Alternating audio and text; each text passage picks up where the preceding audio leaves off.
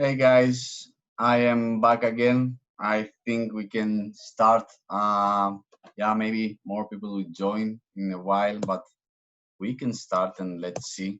I really hope you can hear me, to be honest, because right now I am on vacations. I'm in Greece. I'm not in Munich. It's around 36 degrees here, so it's quite hot, I would say. And I was testing the network here. Seems everything is okay. I really hope you can hear me. Please say something if you can just see my mouth moving and don't hear anything. Yeah, I hear you. Hello, George. Anyway, today we just before we start our meetup. This is quite common, but I have to say it every time we are recording this meetup, this talk, this session, and we plan to upload it to YouTube. So if anyone has any objections about it, please feel free, contact me, and we will blur you out or your image, your sound, whatever you want. That will not be a problem. Now, today we have a very interesting talk by Kamil Grzybek. I really hope, Kamil, I'm saying that correctly. Yeah, it's correct. About modular monolith architecture. It's kind of a very interesting topic that I was waiting for a long time to hear Kamil, because he's an ambassador, let's say, of this architecture. Kamil, can you hear me? Yes, I hear you. Do you hear me? It seems something is wrong. Chat, let me see. You can hear. Thank you, Thomas. You can hear me, but Kamil, I cannot hear you. Can you hear Kamil? Or is it my problem? Let me check my sound here. Oh, that's my internet. It's okay. Do you hear me? TV, maybe. No. We can hear both. Thank you for that, but I cannot hear you, and that is a problem. For unmute your speaker. Okay, what is going on here? Kamil, can you talk now? I'm talking now. Do you hear me? Finally. Yeah. Guys, very sorry for that. I connected my laptop to a new screen here, to a TV, so I can see it in a bit better, let's say. And it seems it's feeding the sound to the TV, and the TV was off. So finally, I can hear you, and now I can see you, Kamil. Great. Very happy you are here today. Me too. Thanks very much. Thanks for the invitation. No problem. I think I will make another invitation for some time in, I don't know, fall or September, October. Let's see, for another talk, because I think that would be very interesting. Yeah. Now that I'm sure I'm recording everything at least and it's working, I will stop sharing my screen, so you can start, and I will also let's see. I will close my camera, so everything will be okay. No problem with the internet. And Camille, the stage is yours, I think. Thank you for being here. Okay, so I will try to share my screen.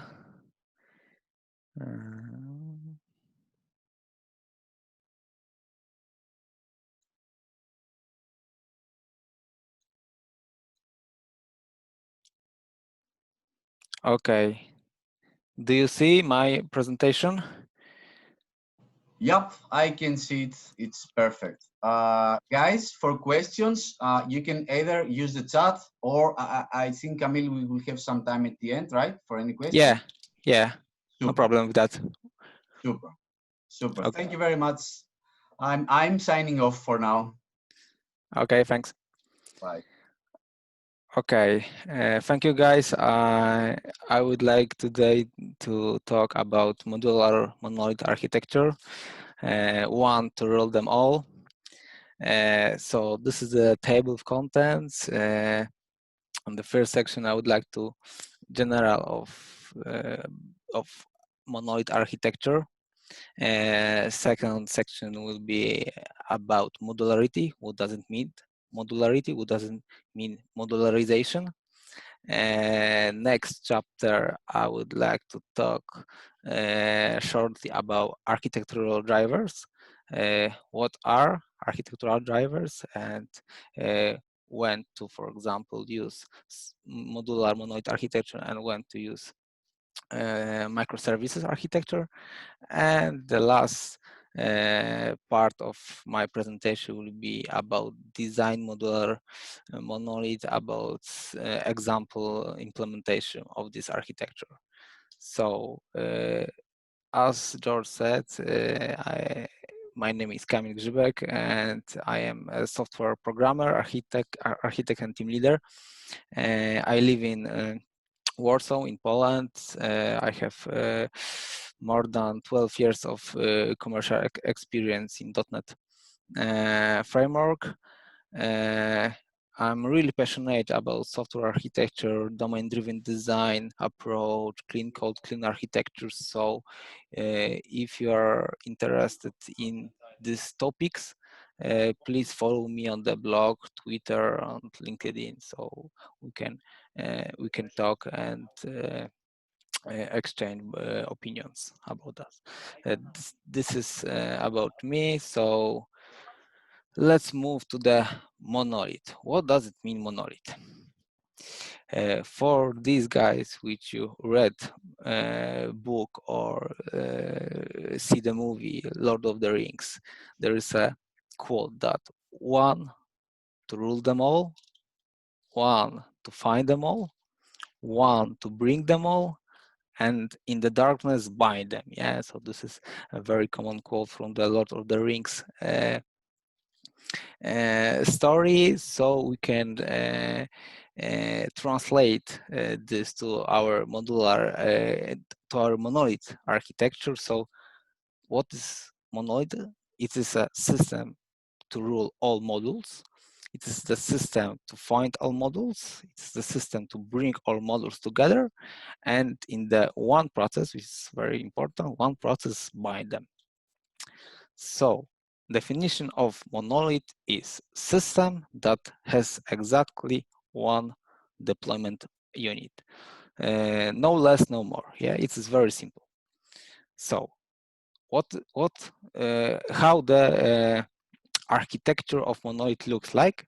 It is very simple too. So as you see, there is a one execution environment, and we are deploying one execution unit to this execution environment, and that's all. I know it's not so fancy and great like in comparison to microservice architecture or cloud solution, when we have a lot of components, a lot of arrows, and the diagram looks great. Here it's very, very simple. Yeah, we have a deployment unit in one execution environment, and that's all. So from the marketing perspective, it's not so good. It doesn't look that costs a lot, but as we will see later, it has other advantages. But maybe you heard this quote from Phil Carlton. There are only two hard things in computer science: cache invalidation and naming things. So this is about modular 2. So we have a lot of names for monolith, and for example, we have a monolith. Yeah, this is how I describe the main architecture. But we have modular monolith. We can have modulith. We can have distributed monolith. We can have even majestic monolith, and the big ball of mud. So a lot of names, very similar names. Only one of this name is not monolith, it's a distributed monolith, but still a lot of names for one architecture. And modular monolith is, I think, the most popular one, and modulith it is the same. This is the same name for modularized monolith. Same name of monolith is has a, I would say that it's very often combined with big ball of mud, that we have monolith, so we have big ball of mud. This is not true. Yeah, in my perspective, in my view, monolith is a single deployment unit. Yeah, and that's all. Let's move on to the modularity. I define what does it mean the monolith. Let's define the second part of modular monolith definition, modularity. Well, what is the modularity? So by the English dictionary or American dictionary, modularity, modular, something which is modular, it's a separate parts when combined form a complete whole. Yeah, so we have separate things and we are combining them and we have something bigger, something the whole. Yeah. So the second definition is made from a set of separate parts that can be joined together to form a larger object. Yeah. And this is a modularity, the noun, and the verb, the modularization, is a process. It's a design of production of something in separate sections. So, for example, we have 4 modules, module A, module B, module C, and module D, and we want to have something modular. We need to take this part, execute process of the modularization, and the final result is something modular, which consists of the 4 modules. And this is from the definition overall. And the most popular example of modularity not connected with software engineering is a wardrobe. Yeah, because we have for example, this IKEA wardrobes, yeah, and they even say that the wardrobe is modular because we can take shelves, we can have different parts which have some interfaces combined together, these shelves, and we have a big wardrobe. And for example, these shelves are interchangeable, so we can change something, add something, remove something, and still this wardrobe is big and fulfill our requirements. So this is the example from the real life. But back to software engineering, what we defined what is the modularity, but what is the module? And again, we have different names for the modules, and sometimes we are using these names in different contexts. And for example, we have a module, we have a component, we have package. It's very popular in the Java world. We can have a service or even plugin. So as you see, there are a lot of names which in the first impression is that they are directed to the same thing, but in my view, the module is a logical unit. Yeah, so we're thinking about logical thing, not deployment unit, but logical unit. So monolith is about deployment. Yeah, it's a one deployment unit, and module is a logical unit.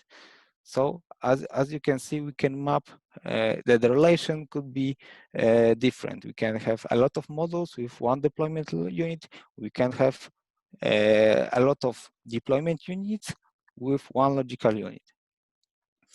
So what is the modular programming itself? Yeah, I want to talk now about the process of modularization in context of software engineering. So modular programming, for the definition from the Wikipedia, is a software design technique that emphasizes separating the functionality of a program into the first important factor, independent modules. Second important thing is that they contain everything necessary to execute only one aspect of desired functionality. Okay, so modules are self-contained. They have everything to provide functionality. And the third important aspect is a module interface. Yeah, module needs to have an interface, which are either either required by the module. So we have three the most important factors: independence, functionality, self-contained, and interface. And I would like to talk about these factors now. First, independence. What does it mean that our model is independent? How to measure it? Yes, because we should have some metrics to check if whether our model is independent or no, or maybe to some level. So the first factor, I think, is the most popular one, is a number of dependencies. How many dependencies our model has? So in this example, our module A has exactly 4 dependencies to module C, B, D, and E. Yeah, so we can measure it, 4 dependencies. This is a number. We can decrease the number of dependencies, for example, by introducing some mediator. Yeah, the mediator pattern. So this, for example, it could be it could be a broker. So for example, now we, instead of communicating to the module D and E directly, we are communicating to the mediator. Yeah, so now module A depends on exactly 3 dependencies. So on in this context, the module A is more independent than in the version on the left side. So this is the first factor. But is it enough to count dependencies of our model? It isn't, because there are other attributes. The second is the how strong these dependencies are. Yeah, we can have weak dependency and strong dependencies. For example, when we are talking with other model very often, yeah, we have it's called a chatty dependencies, chatty communication. This dependencies is very strong. Yeah, for example, we we cannot operate without this module B. So this is very strong dependency, and we can say that we are very coupled to this module B. On the other hand, we can have a weak dependency because we are communicating with this module from time to time, for example, one a week. So this is a weak dependency, and it doesn't pain us a lot.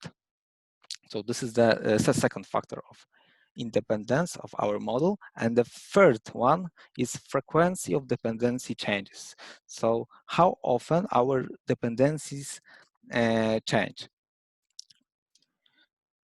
And the example, when we have a module A and module A is dependent on module B, and the module B is very unstable. Unstable, it means change very often. So each change implies that we need to change itself. We need to change our implementation in the module A. But if the module is stable, the module B is stable, it means it changes very rare. So we need to change very rare as well. So this is the concept of stability. For example, in the .NET, we are very dependent on the string class. Yeah, we are using it in a lot of places and a lot of time, but still this class is very stable. Yeah, so it's impossible to change this class because it will break a lot of applications. So we can assume that this class is very stable, so we can depend on, and it's not. So we can assume that this dependency will not break us, yeah, in the future.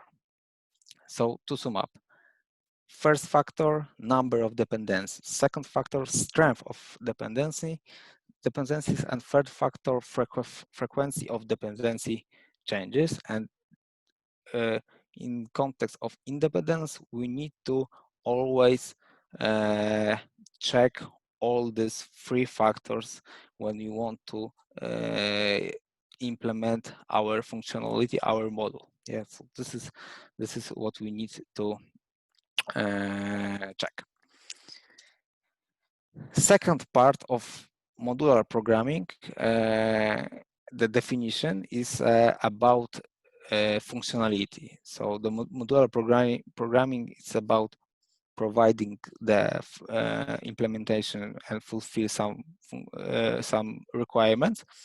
And according to the definition, we need to have everything in the model to fulfill some business requirement, some system requirement. Let's talk about this.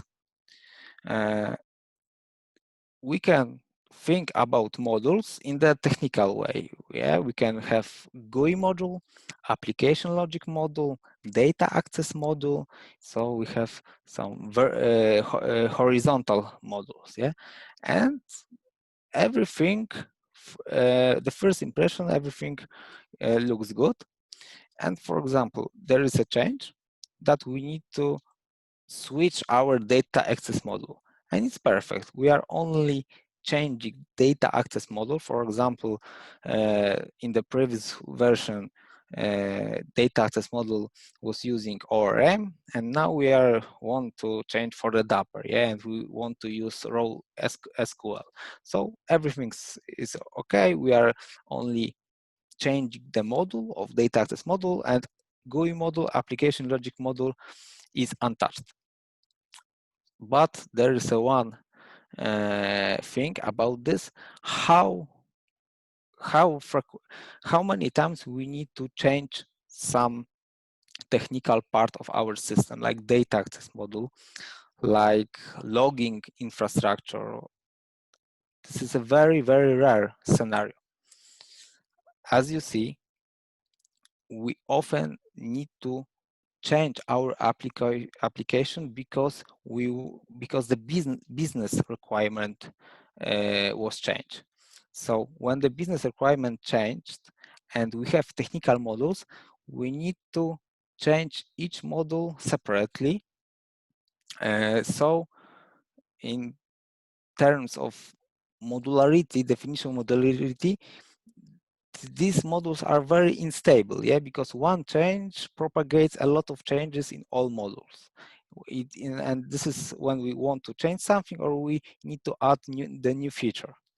So how to prevent that? We need to think about models in a vertical way, yeah. So I am sure that you are know this concept of vertical slice. So we have a slice which are from the top to the bottom, and the model is this kind of it contains a lot of slices.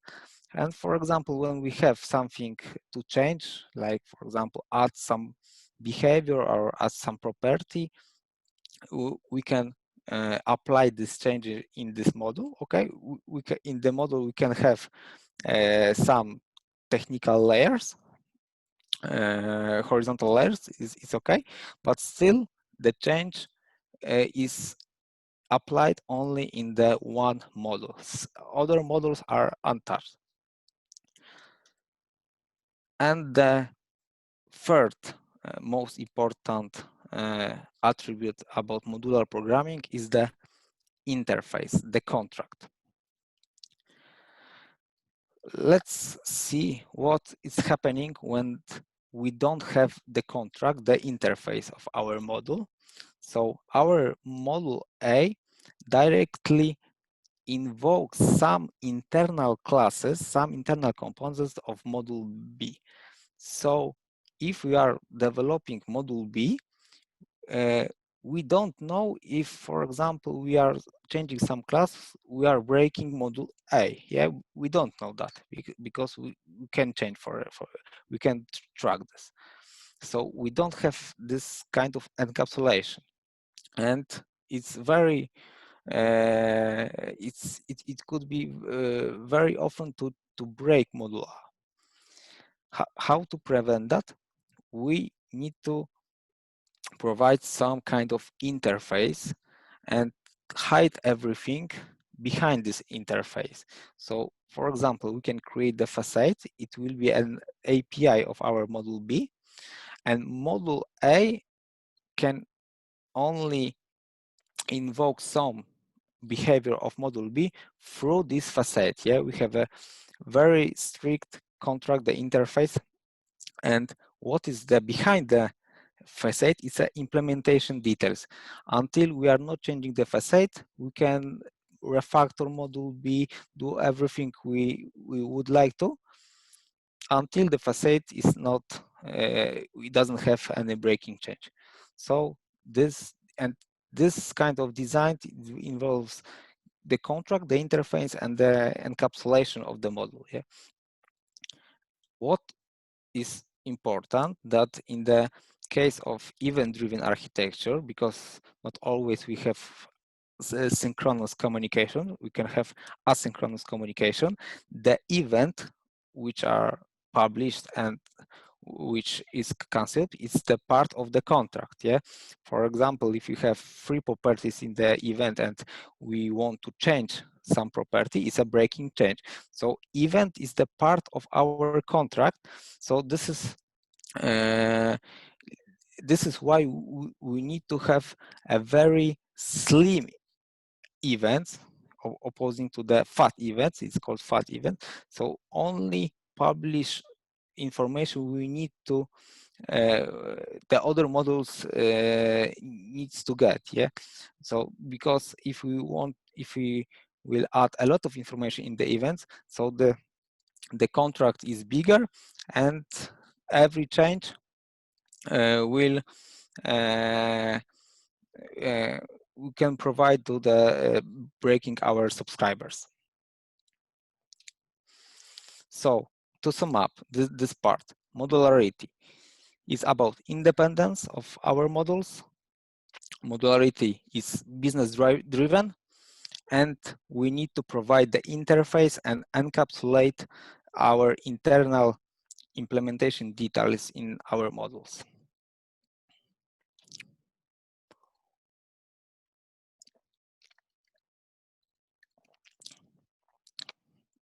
Okay, let's move on. Let's move on to the architectural drivers.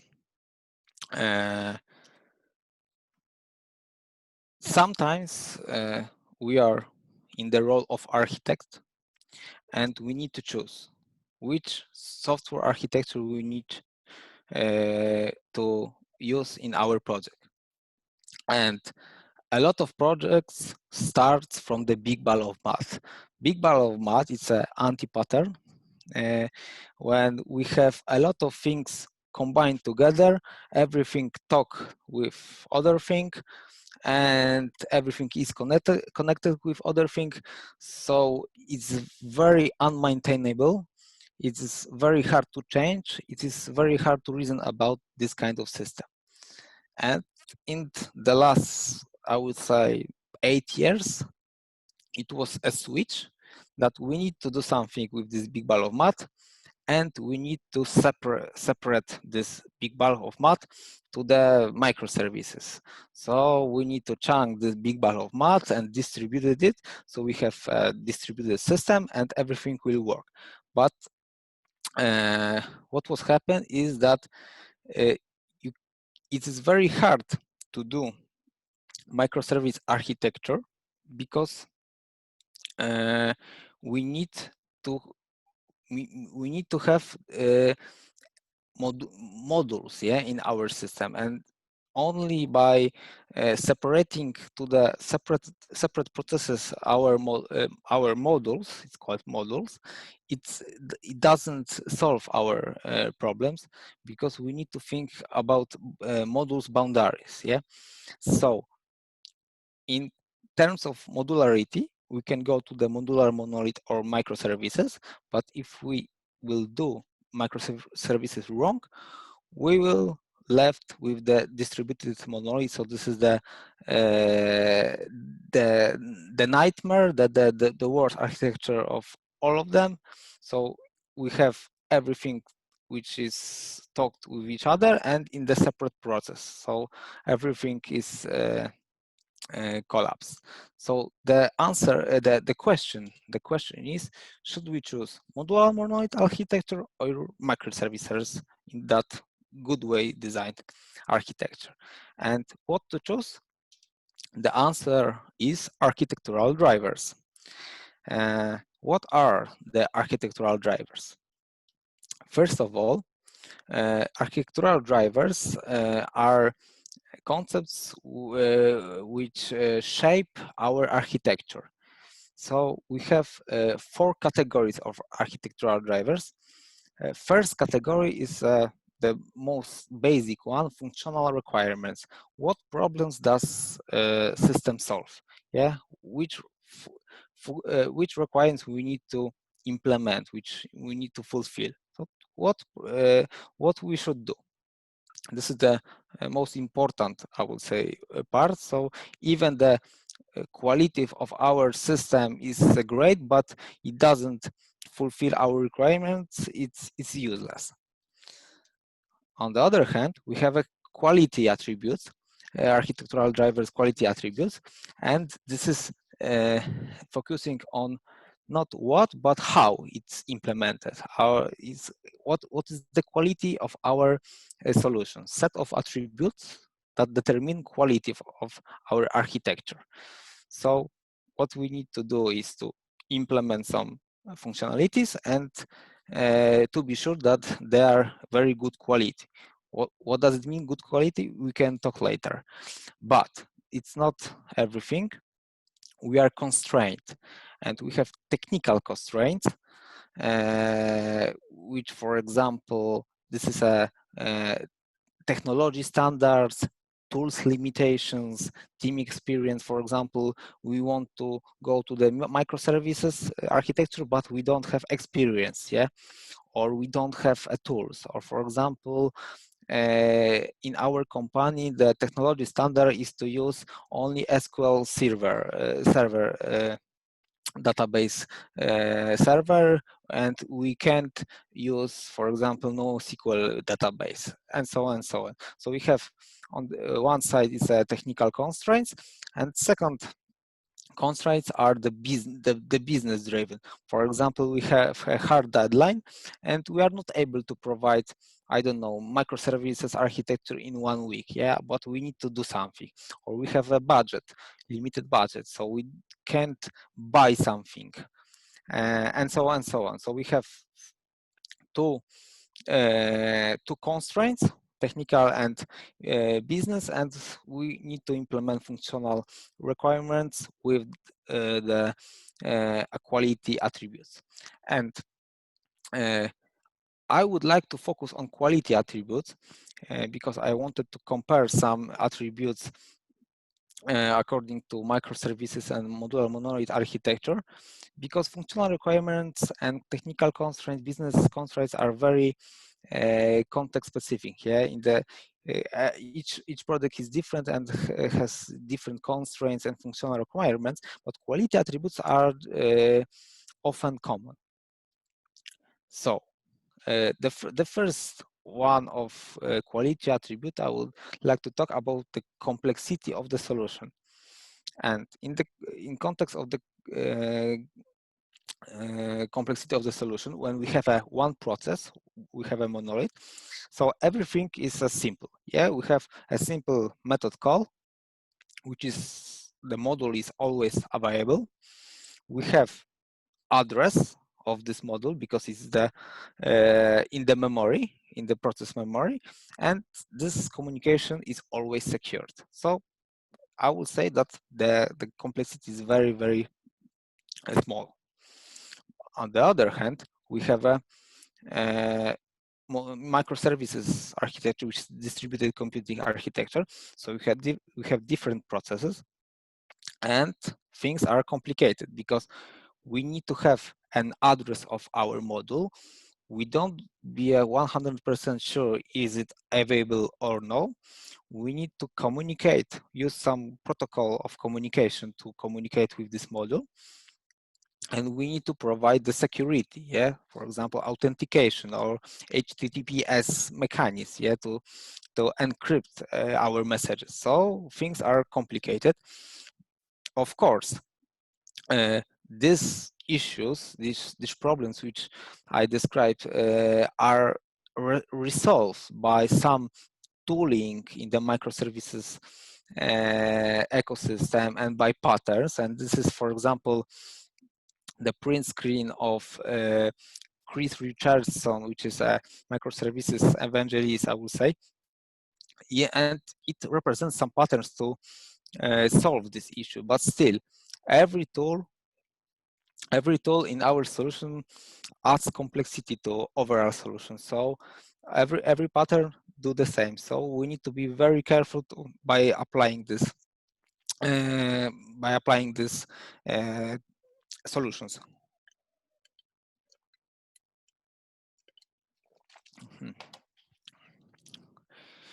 Okay, next. Next architectural driver will be a productivity. So in case of monolith, the productivity is very simple. We are pulling our code base, executing F5, and it works. Yeah, each module is running in the same execution environment. Everything works great. In case of microservices, it's more complicated because, for example, we can have multiple code bases. We can have mono repository, or we can separate repositories. So this is the first thing which is more complicated. And second thing is about execution environment. We can have multiple execution environments. So we need to install some things to run our application, or of course we can use Docker or Kubernetes to solve these issues, but still it is a more complex solution. But we need to look at this architectural drivers from different perspective, because, for example, if we have a lot of people in the project and the code base is very large, sometimes microservices will provide more productivity because by splitting the code base, it will be faster to implement some stuff. So we need to look at this architectural drivers in, I would say in different angles. Yeah. Deployability. So deployability in context of complexity in the modular monolith is very simple. We are deploying everything and it works. But in the microservices, we can deploy separate module, only separate module. So the speed, the velocity of changes is better. So in that case, the same thing which I talk about productivity, we need to check which in our project, in our context, what is the better. If we need to, for example, deploy separate module, this is the driver to move toward microservice architecture. If we don't need this kind of behavior, maybe modular monolith will be enough. Scalability. Okay, there's a myth. There's a myth in the internet that we can't scale monolith monolith architecture, and it's not the case because we can scale monolith, but we need to scale whole monolith. So the resource utilization is not so well, it's not so efficient. In the microservices architecture, we can scale. Of course, I'm talking about horizontal scaling. We can scale only one module. For example, the module B 2 times. So we are using less power. So the resource utilization is more efficient. Yeah, and this is one.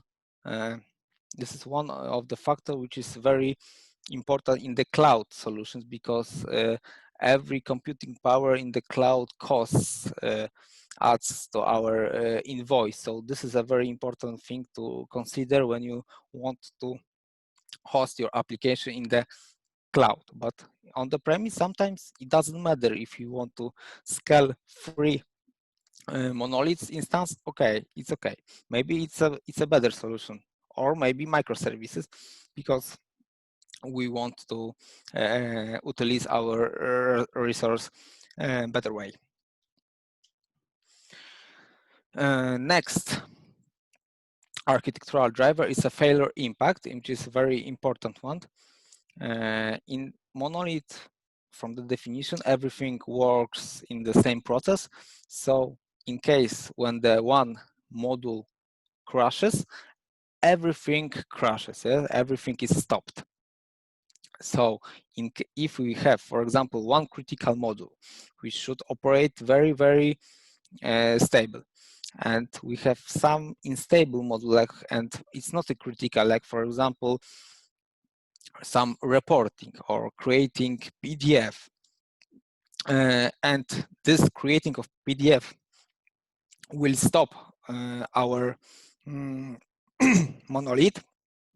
It is not a good solution. In the microservices, we can have separate processes, one for the critical module, one for the unstable module.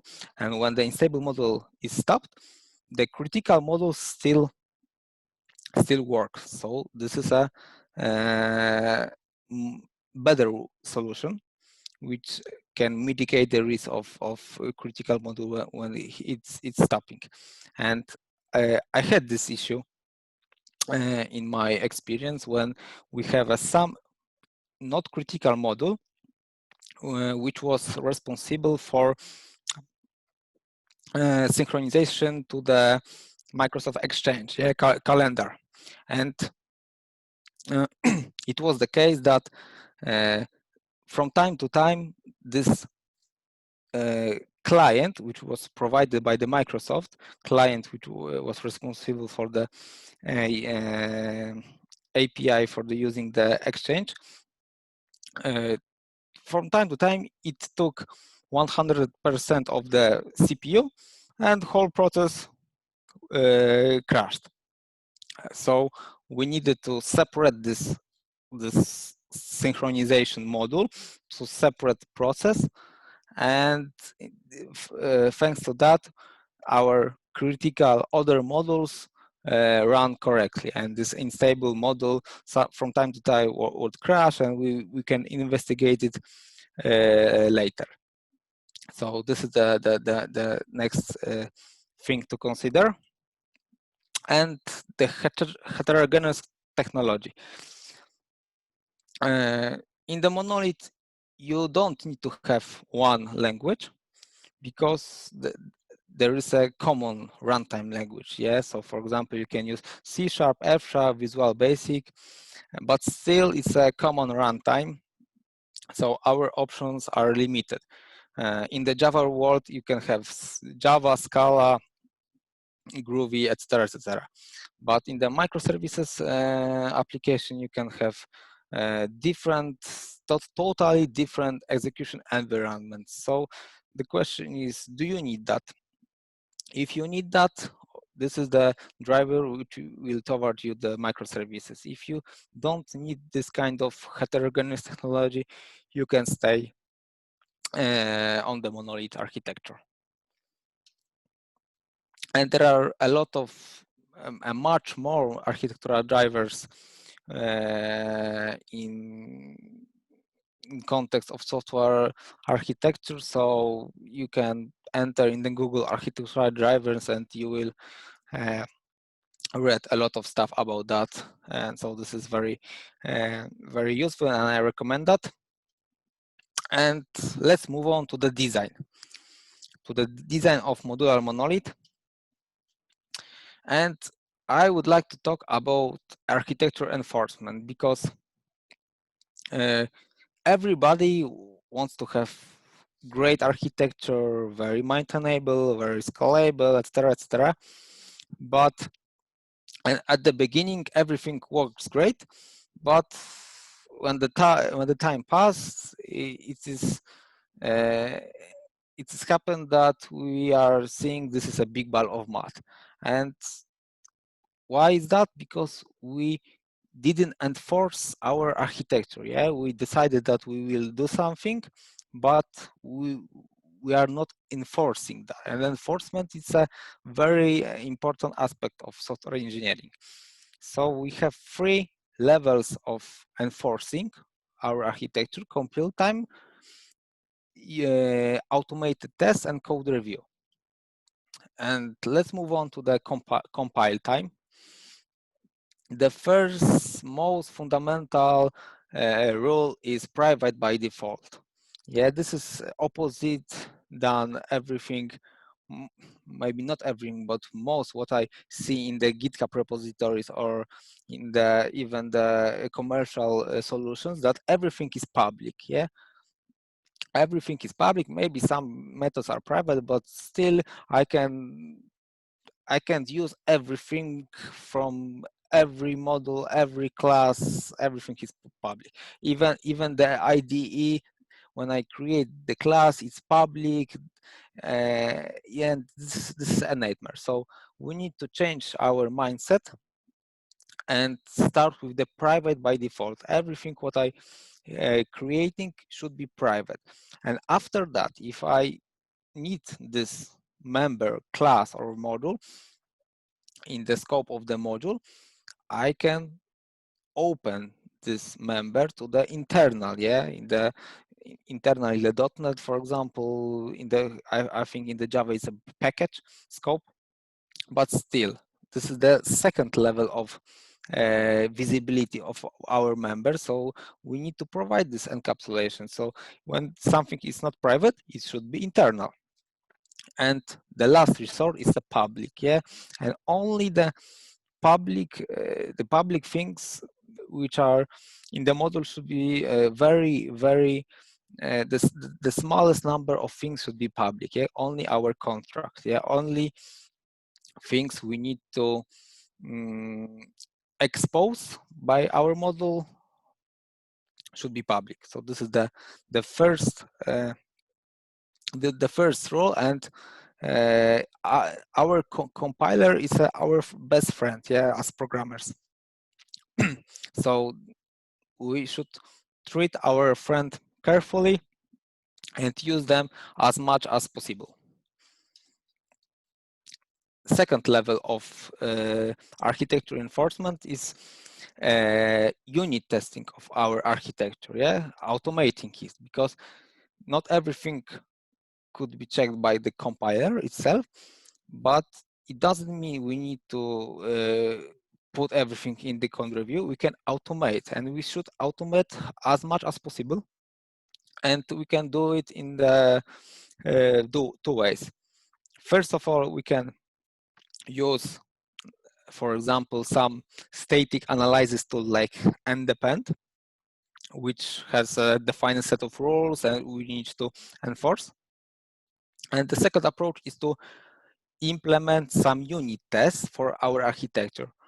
And this is very, because unit tests should be very fast. So this is fast too. And this is an example from the Java library, but still we have in the .NET something similar. So we are implementing our unit test that, for example, this class which is assigned the package this shouldn't or should depend on class this. For example, classes from the domain layer shouldn't depend on infrastructure layer, and that's it. And very few tests, yeah, very simple tests, and you can enforce in the automatic way a lot of things, yeah. So you don't need to check in the code review. So code review is quicker. And third level, it's a code review, because sometimes the rule, you cannot check everything using compiler and automated tests. Sometimes the real person needs to review our code. But sometimes it's code reviews, you know, sometimes it's very you need to a lot of time to do that. It's very time consuming. So to provide some I would say help to this process, we can provide architecture decision records, ADR. And what does it mean? Architecture decision record is a record of, it's a document. It's a very simple document that captures an important architectural decision made along with its context and consequences. So, for example, we are this is an example of template for this architectural decision record, and we are writing the title, the status of this decision, the context, because each decision is made in context, and this is very important, and decision and consequences of the decision. For example, we can check, because we need to decide if we want to use, for example, clean architecture, or we want to use two-layer architecture. Yeah, so we have title. We chosen clean architecture. Status is accepted. Context is that we need to change. We need to. We have a start of the project, and we have a complex domain, and we need to decide the architecture. Decision is yes, we made the decision that we are using clean architecture, and consequences will be that the domain will be isolated from the infrastructural level, but this adds complexity because we have 3 layers and it's more complicated than 2 layers, yeah, for example. So this is this example of architecture decision record, and in the code review we can point to that architecture decision record, because it could be kept in the GitHub repository, that saying, okay, we chosen that we using clean architecture, but here you are this code it breaks this rule because you are executing some database stuff from the domain model, yeah, and you are pointing to this, and you don't need to you don't need to write everything about this, yeah, so you can only link to this record. Okay, so this is about enforcement and about integration of our models. The first choice, if we want to have to support module autonomy, is to provide event-driven communication, asynchronous communication, because it provides it provides less coupling than synchronous communication. Second choice should be a direct call, yeah, because we have asynchronous communication. Second choice should be the direct code, but as we have seen earlier, it should be provided by the facade or the AP. Module 2 should provide the facade. Okay, and you can invoke this kind of behavior only by this facade. And only the last resort, the third choice should be shared data, because when we have shared data, shared database, we don't have this kind of encapsulation. Uh, we have in the database itself, we have different concepts modeled in the different ways. So there are a lot of things which can broke our model. So this is the third choice. If we really need to do it, make it by sharing the data, the database, but let's think about this if we can do event-driven architecture on synchronous calls. And the last thing I would like to present the example architecture, how it should look like. So we have the API of our of our application, and we can use, for example, CQRS, command query responsible segregation, to our module. So we are sending to our modules only commands and queries, and our modules are communicating through some events bus. It could be event bus in the memory, or it could be event bus like a RabbitMQ. So they are communicating by the events, and each module has own data. Yeah, there is no data sharing between the modules. So it is possible from one module to second module that invoke some direct call, like module 2 through the gateway invokes module 3 through the facade. But as you see, there is a clear, explicit interface that we are providing here. So this is a good way to do that. And not only API is our client of our models, because, for example, we can have integration tests which are using the same API of modules, yeah, and it works the same. So we have API client, we have integration test client, and for example, we have a domain model in one module, module 1, and we can write the unit tests for this domain model. Of course, we need to expose this domain model public, yeah, but this is a trade-off, okay? So this domain model is complex enough, so we need to expose it and expose some public methods to unit tests. But okay, because we can't hide everything in our model, but this is a trade-off, and we are agree that it will be okay. And in that design, we can decide which model should have which architecture, the internal architecture, because sometimes the model can have could be a very complex domain model. The business requirements are very complex, so we can, for example, have a clean architecture, onion architecture, ports and adapter, everything is the same, but we have this separation, yeah. But in the other model, we can have 2 layers, for example, because it's very enough, it's very simple. And even we can have 1 layer which is very similar, which is very easy. For example, it is some kind of proxy which integrates with the external API with the, for example, the payment. So this is there are minimum logic in this model, so we need to provide clean architecture and 3-4 layers, yeah, because it's over designed. So summary. Let's move to the summary of my presentation. First of all, monolith.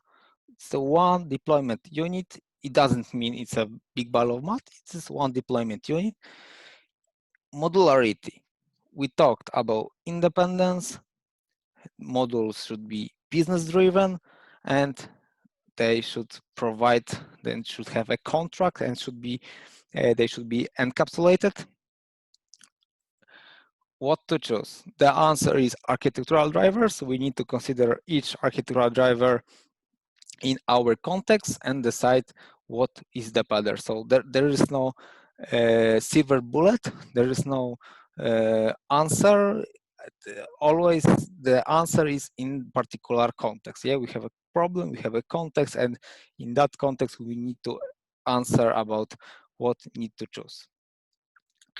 And I presented some architectural design, example design.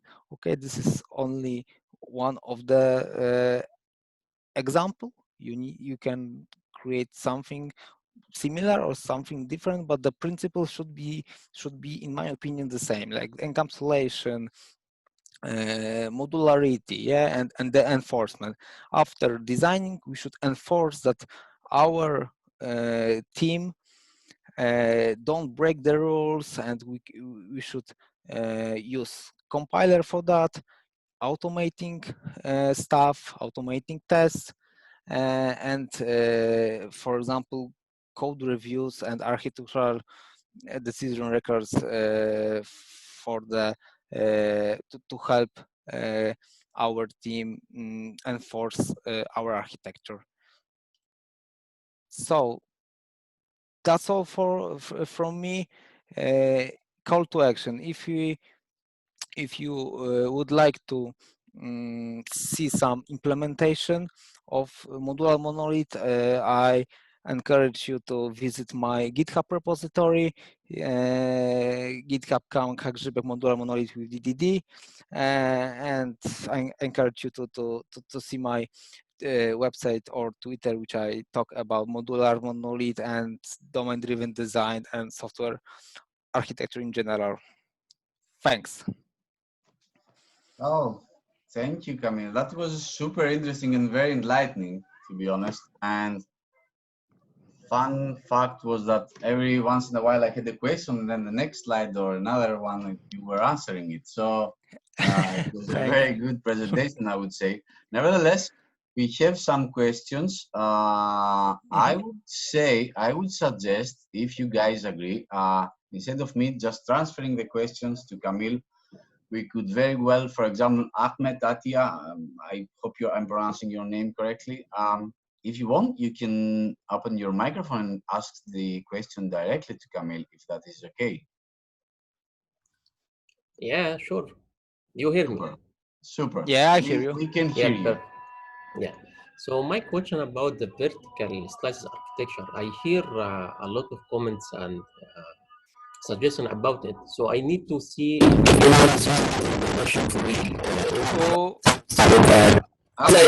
something is wrong with your sound, I think.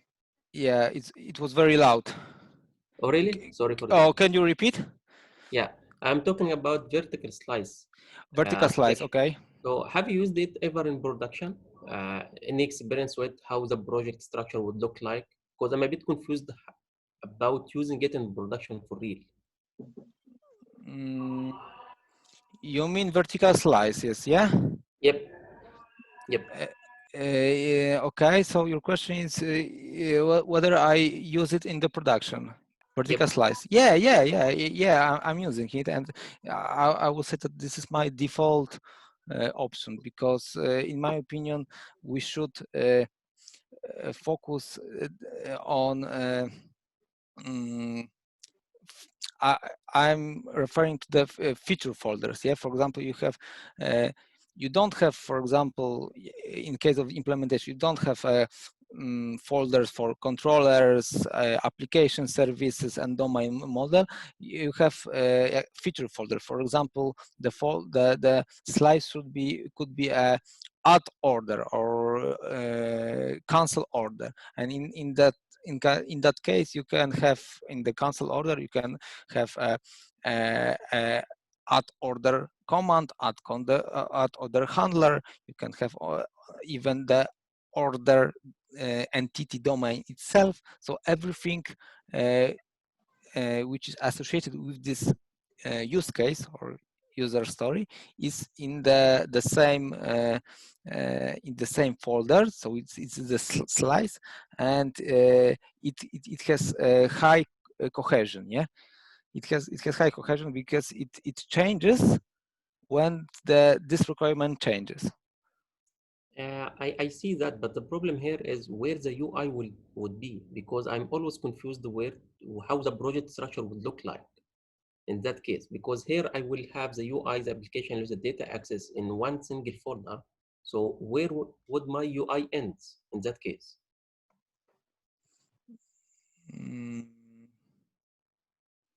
But you mean about so let me ask it in another way. If I end up with one folder for everything, including the UI, the application, the business domains, the entities, and the data access, how that folder would look like? Or I will end up with different projects, which is the second question posted here. So each project will represent each single function or purpose, like one for UI, which is the web as usual, or another one for application, another one for infrastructure that includes the data access. So in that case, I will have vertical slices across multiple projects or multiple layers. Yeah. Okay, I understand the question. Yes, you can have multiple projects for different technical stuff like application, like domain model and data access. Yes, it could be in different projects, but still this project should be combined in the one module. I will say that you don't have okay, this is a Jimmy Bogart's solution that you have everything in, for example, one folder and in one project. Yeah, because I am not sure if this is the right solution, because for example, if I have a domain model which is complicated, I would rather to separate them in the separate project. So I have and I can use, for example, encapsulation and use internal keywords and that kind of stuff. So I would say it depends of the slice of complexity of the slice. If it's very simple, I will create every class in the same project. Yeah, it could be a one technical layer, and you can, for example, use the namespaces. But if the domain is complicated, I would say that from my experience, the better way to do that is to separate, for example, even the domain model itself. Yeah, so you can, for example, unit test when you are, because you are unit testing domain model. So it is a client of domain model. So you don't need to reference GUI stuff and other things. You are referencing from the unit test project only the domain model project, and you are executing some logic.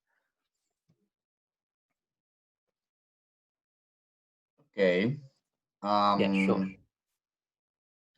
Just one note, I will add something to this question. Thomas has very good questions, two of them, but Samir asked something in relation to vertical slices.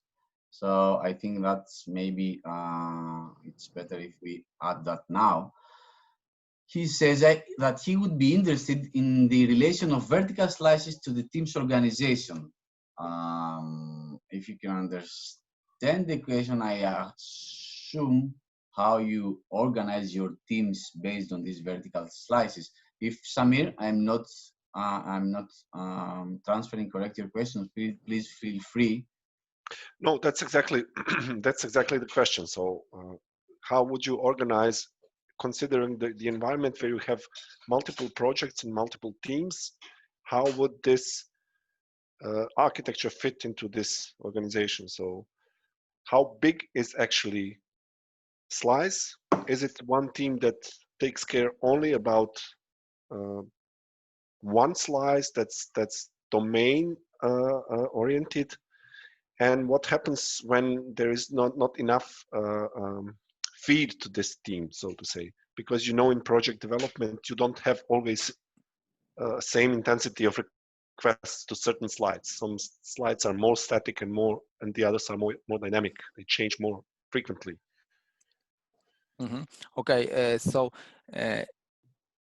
mm, I understand slice as one use case, why one user story. So the module contains a lot of slices in the boundary of this module, yeah? So in my opinion, and this is the advice for the microservice architecture, so one team should be responsible for one service or one the module if the mapping is one-to-one. So slice is only the one use case, yeah. So it's I would say that it is small thing. So the team organization based on vertical slides is, I would say, is not good. But about the module, like for example, shipping or payments or something like this, will be better. Maybe if I may just another question. So would you consider vertical slice here equal to module in this context?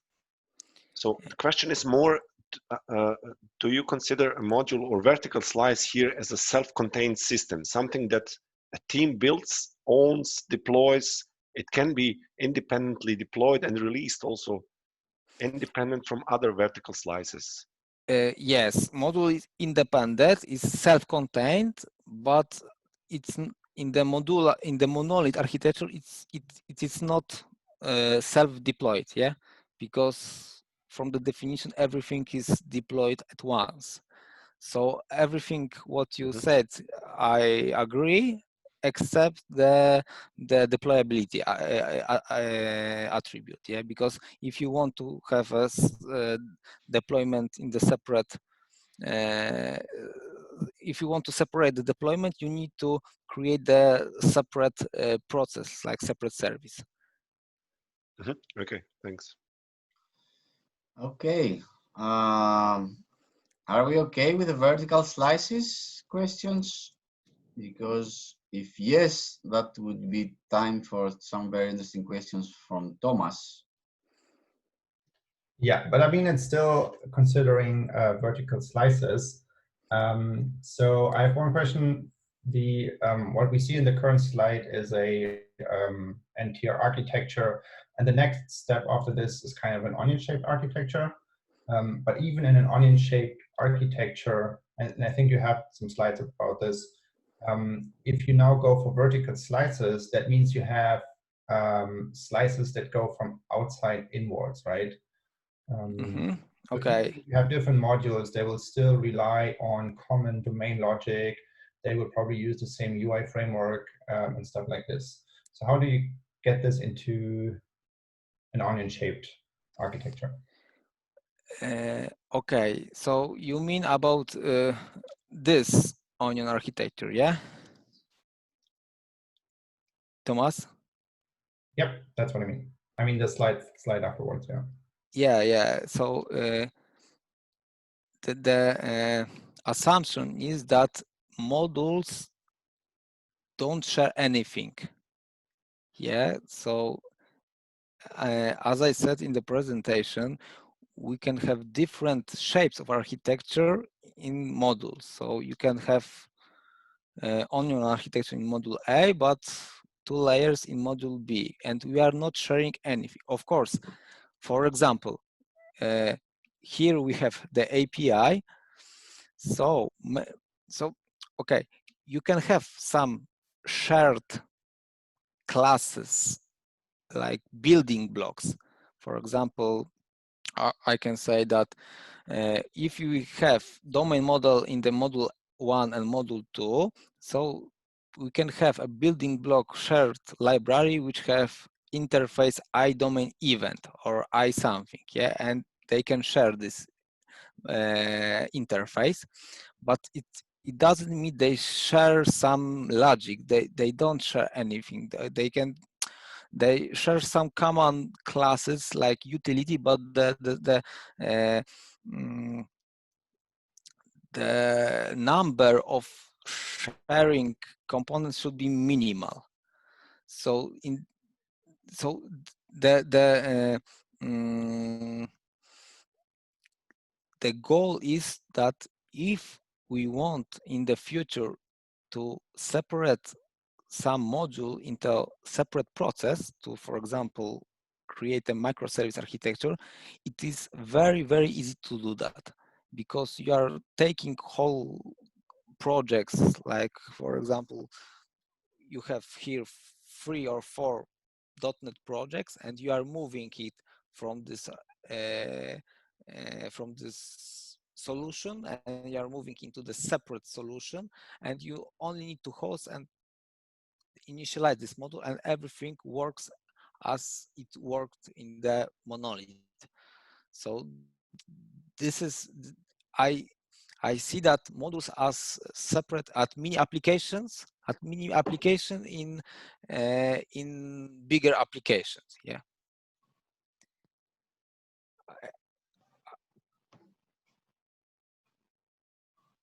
Did I answer your question or no? Yes, thank you. Okay. The other question was more from a very technical point of view.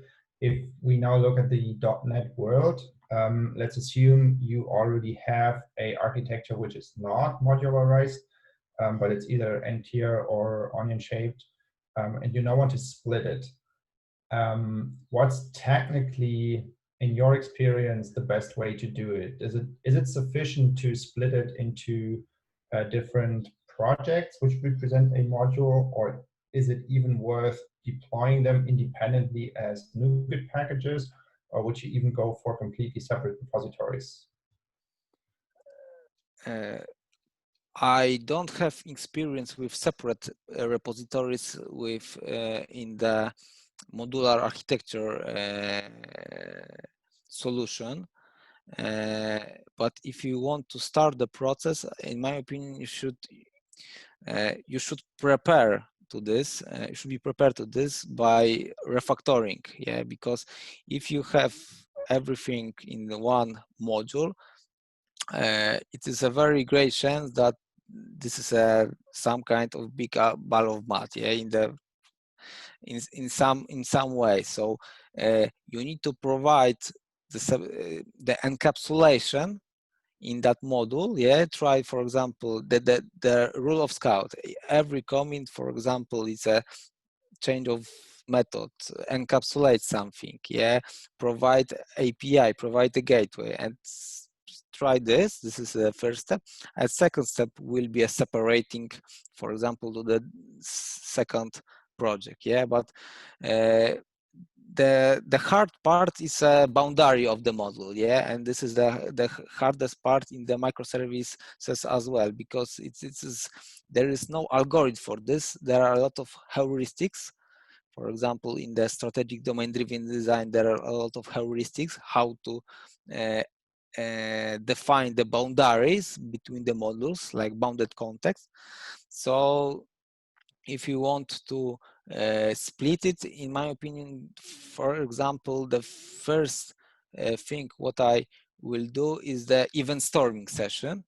So in the event storming session, you are seeing a lot of events and what is happening in your project, and the result of event storming session could be finding the bounded context. And if you have a bounded context in your application, you can go to the implementation and try to separate the whole solution to the split solution to the, for example, 2 modules based on the bounded context which you explored and identified. But I would say it's not a big bang rewrite. It is very it's not a good solution to stop everything and try to rewrite in the modular way. I think it's an incremental process, so you need to step by step think about boundaries, think about overall solution, and try to split it in the incremental way. Okay, thanks. Okay, nice. Anyone else? Any other questions? Nope, no one. Yes, sorry, can you hear me? So I would have. Yes, Sebastian. Yes. Hey, Yes. Sebastian. Hello. So thanks for the talk, and I know your GitHub repo. So it's, I would say it's already really big. So would you start from that GitHub repo, or would you start with something smaller and then build it into that direction when you start a new project? Mhm. Of course, it depends, but I will say if it is a simple application, and it will be in the future, I will say that it's not necessary to create this kind of architecture. But from my experience, project starts with a simple application, and in the future it evolves to more complicated one. So I like good structure and software architecture from the beginning. So in my opinion, even in the simple application, there are always two modules, maybe not always, but but very often. Like for example, we have some business functionality and user access. Yeah, for example, in most of the application we have authorization and authentication. Yeah, and this part you can implement in the separate module. So you have user access module, which provides authentication and authorization to our application, and you have second module which provides functionalities. Yeah, so this is it could be from the beginning, and if the project grows, this business module can grow, and you need to decide, okay, this is the time we need to split it. Yeah, so move some functionalities to the separate module. Okay, thank you. Thanks. Cool. Anyone else? I can't see you, so it's always this awkward moment at the end that you cannot understand. If there are any more questions, I will just add one thing, and maybe there will be some questions after it. I don't know. You have some time to think. I think that yeah, if you anyway have your loosely coupled models, these let's say well encapsulated components, you are anyway on a path towards an agile architecture, and that means that you are very close to a microservice architecture. Now, if you will go to a microservice or not, I don't know. Kamil, of course, answered this question, how you will choose that. Maybe this will be the first step and you will finally go to microservices, or your software will spend its lifetime using this approach. Nevertheless, since I think, in my opinion at least, since microservices is a very expensive approach, you can easily end up with tangled services with these spaghetti calls that resembles, I think, Kamil, you called it distributed monolith or something, this pattern. Yeah. So I think it could be anyway a good approach to take it slowly. Maybe start here, and then you will end up very easily to a microservices solution, or anyway, the parts of your project that needs to go to a microservice solution could very easily do it. At least this is how I see it. In any case, it was extremely interesting for me.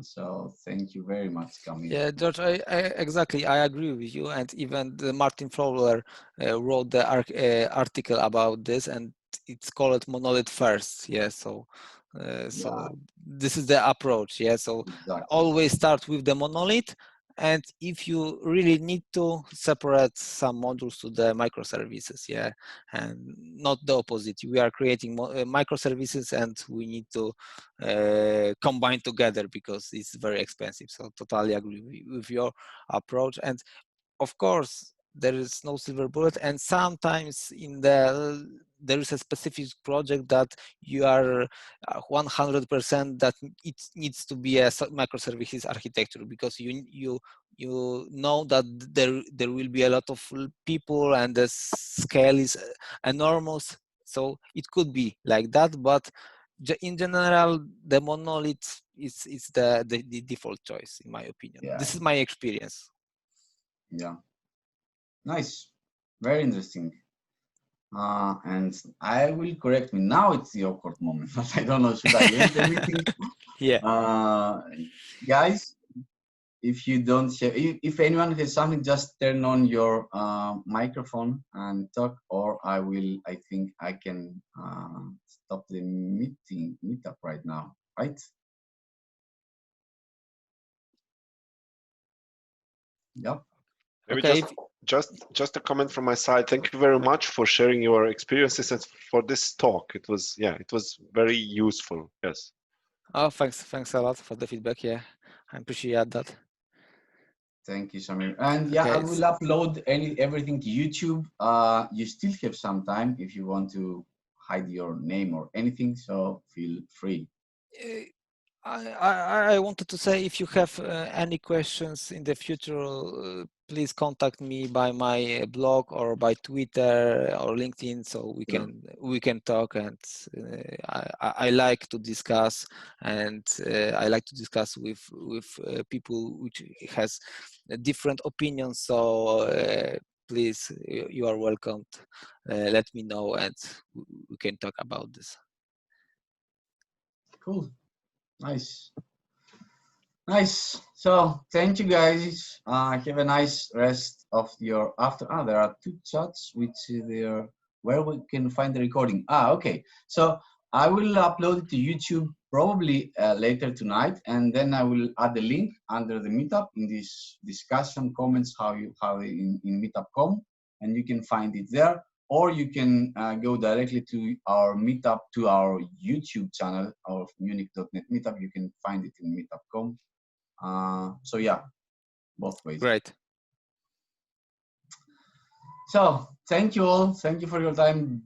Most of all, thank you, Kamil, for your enlightenment. It was really, really interesting. Thank you very much. Thank you very much. Thank you. And I hope we can talk again sometime in the near future. I don't know, fall or something. We can repeat something interesting.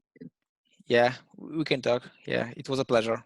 Okay, thank you. Thank you. Ciao, guys. Thank you very Bye. much. Bye.